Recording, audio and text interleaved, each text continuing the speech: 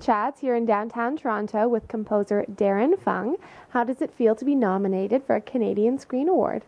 Pretty darn cool, actually. It's amazing. It's my first major nomination, and it's a lot of fun. You know, I think what's really cool is the coming together of all your friends, you know, from all the different trades and different parts of the community, and just saying, hey, congratulations. And it's great because it's a jury of your peers has nominated you, and it's really an amazing feeling. When you initially got on board the project Lost Years, what was the starting point for you in terms of your creative process? We, you know, when I got brought in about a year before they finished sort of shooting, and they had just talked about it, and we talked about the ideas for the score.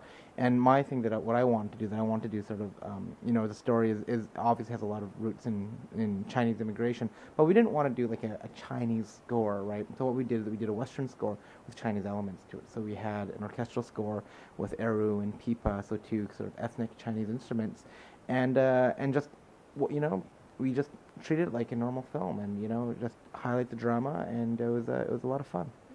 And did it turn out how you expected it to? I think it turned out beyond expectations. I think it the score that we had. I mean, we got nominated for Screen Award, so that's exciting.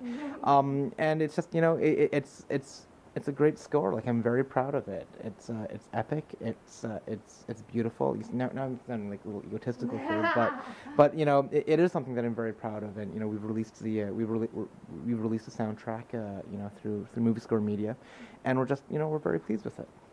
You've worked on many different projects over the years. You've worked with producer Brian Crew and Joe Ballerini as well on Father vs. Son. How did you initially get into the business of composing? Well, like all good Chinese boys, I started playing piano when I was 3. And then the very first time I ever composed anything serious was when I was 15. The Edmonton Symphony Orchestra has this project called the Young Composers Project, and what they did is that they sort of took me through the process of writing a piece of music for orchestra when I was 15, and it got performed at like an education concert, and that sort of hooked me on the buzz, and it hooked me, and I went to music school, I composed, and then I think I've always really enjoyed film music, and I it's such a great medium for your music to get heard. And going to school, I didn't really think that the academic route, like the avant-garde concert music, was really my forte. But I thought I was really good at film stuff, and so there we are. I just started doing short films, student short films, and here I am.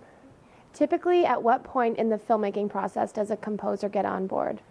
Typically, it varies from project to project. I mean, sometimes you're brought on at the script stage where they say, "Is this something that interests you?"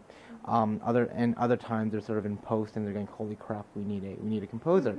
Generally, when I start working on a film, is that when I start seeing a rough cut or some of the rushes, and we start coming up with ideas in terms of you can read a script and you can have ideas of what the music is, but you really don't know visually how the film is going to look until you see something.